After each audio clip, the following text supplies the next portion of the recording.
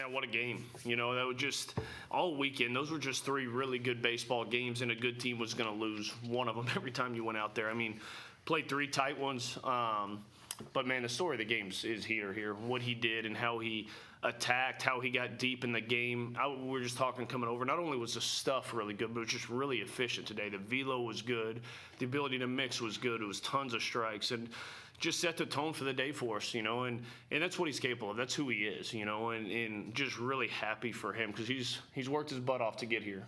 There's no secret. He would tell you, like, this year probably hasn't gone as he would script it out on the front end, but he never stopped working. He never stopped showing up. He never stopped coming after it. And to get rewarded with a game like today is perfect. And really proud of him and really excited for what that means for him moving forward here, too. I mean, he continues to throw the ball like that. We're going to play baseball for a while. That was just outstanding stuff.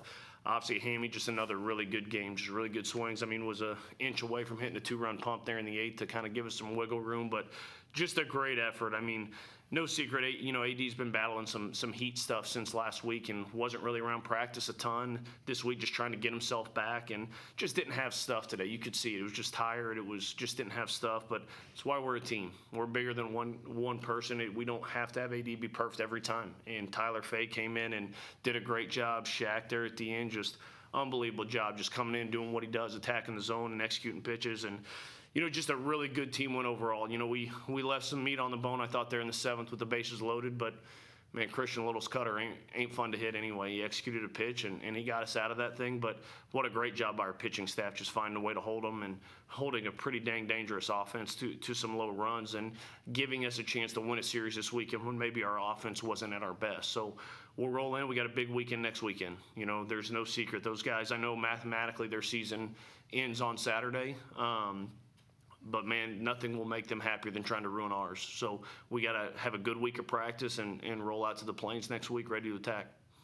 Yeah, Ben, obviously your best outing today of the season so far. Had a good outing battling illness last week. And what have you kind of been working on the last couple weeks to kind of get back into your groove and kind of where you want to be as a pitcher?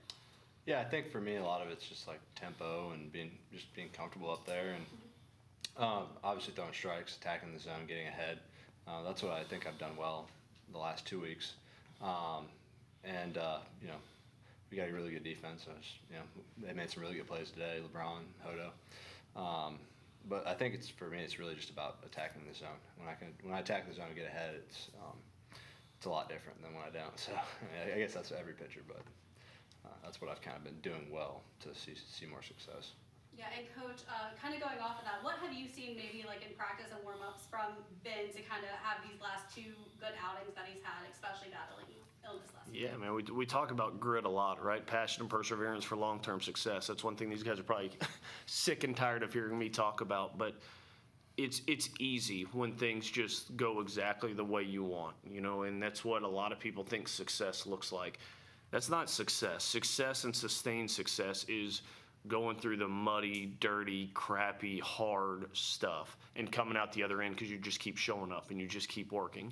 And that's exactly what he's done. He hasn't invented a new pitch or he hasn't done this. I mean, the reality is, like, he was lights out last year and then he went down with an injury and didn't pitch a ton this fall. And it's like, oh, by the way, let's rock and roll and get you started for the season. So some of this is just the muddy, messy stuff that pitchers fight through as they're getting back through there.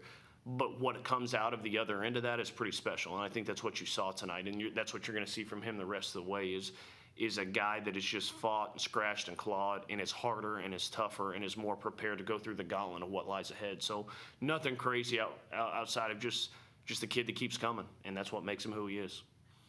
William, you obviously had another good outing today, 2 hits. You're batting just below 500 so far in the last 6 games. What was kind of your mindset going up to the plate today, and what were you kind of looking for in your at-bats? Well, today, the main thing, I was just trying to enjoy it. I mean, I hope this is not my last game at the Joe. Hopefully we can play some postseason ball here. But I was kind of treating it that way, like, hey, this might be my last time playing here. So I was just trying to enjoy it and, go up to the plate confident and, like I said, more than anything, just have fun. And I think kind of that had some things take care of itself with that. William, you just touched on it a little bit. Today might have been your last game here at Joe. For the past 5 years, what's been your favorite memory playing? I mean, too many to count. Probably playing in the regional last year. I mean, that was awesome. Sold out crowd. First time that we've had postseason ball here, and I can't remember when, probably 2014, something like that. But that was probably it. That was the coolest moment. Coach, obviously you guys have one more regular season series against Auburn, but this win basically clinched you guys a spot in the SEC tournament in Hoover. Having the two guys next to you who not only are peaking at what seems to be the perfect time, but have also experienced the SEC tournament before, how important is that for them to be peaking right here? I mean, I think experience in general is huge. You know, no matter what you're talking about, whether it's SEC experience, whether it's just college experience.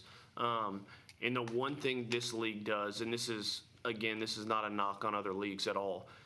You are battle tested coming out of this thing because every weekend is a grind. Every game is a grind, and you're playing the best of the best. And the game generally, and I would say 90% of them, comes down to a play, a pitch, or a hit, or an inning. You know, the margin for victory is so small. So I think having guys that have been there, having guys that it's not their first time, allows them to step in and help some of the guys that haven't. Even some of the players, and Ian Petrutz, who's an older player, but he hasn't experienced that yet. This is his first time through the league. Evan Slight, Gage Miller, even as special as that guy is, this is his really first time going through it too. So having guys that have been there was something that was pretty few and far in between for us coming into this year. You know, when I saw that roster coming back, it was like, man, we got a lot of new faces and lost a lot of experience. So having guys like them playing their baseball at the best time, I think, just allows them to lead. You know, we talk about Evan Slight being our captain all the time, and he is a superstar at that.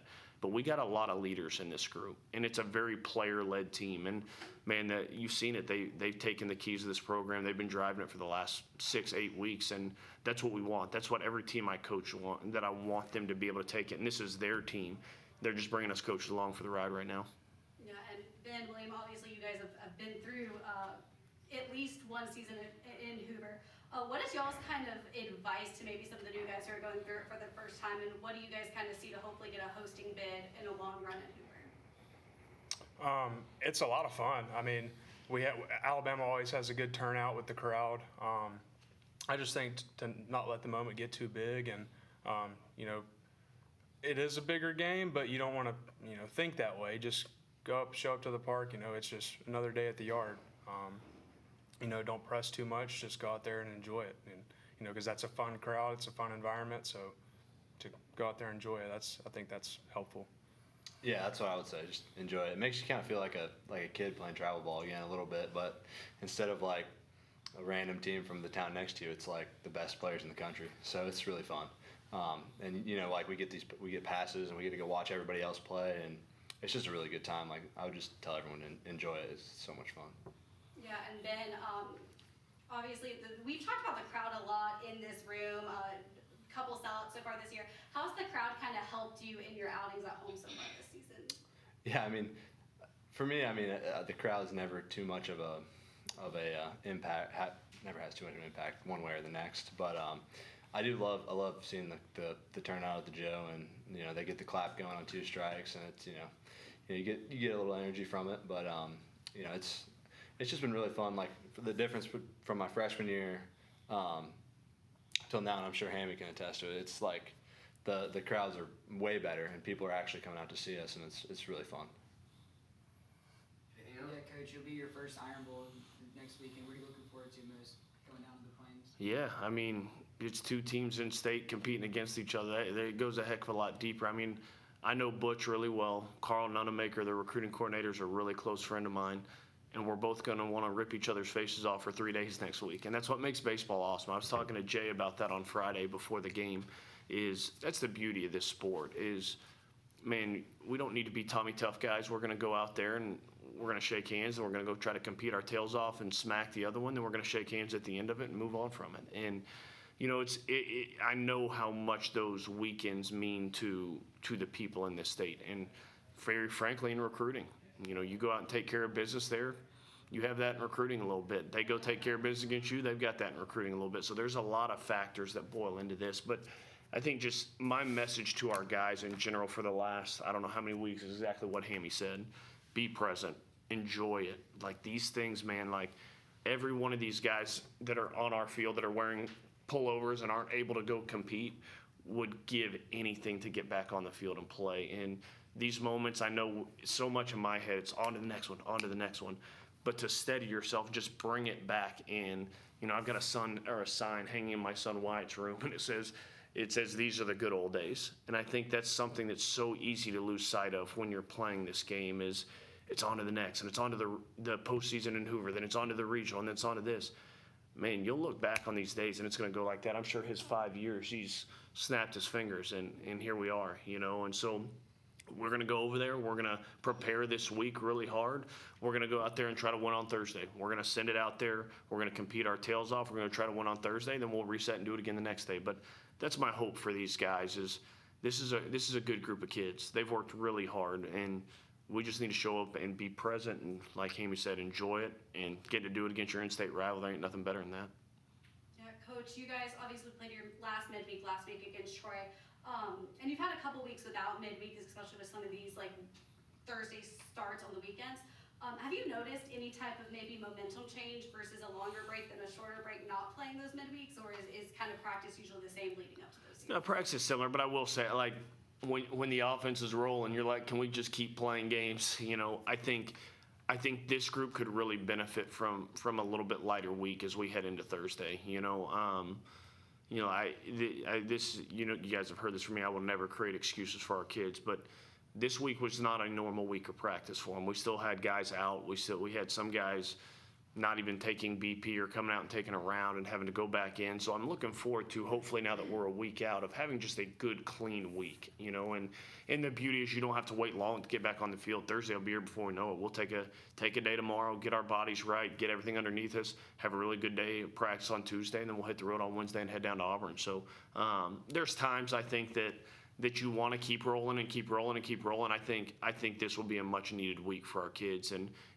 get our bodies back right, get hydrated, eat, and come out and have a good week and ready to go. All right. Thanks, guys. Thanks, guys. Roll Tide. Thank you, guys. Thank you, guys.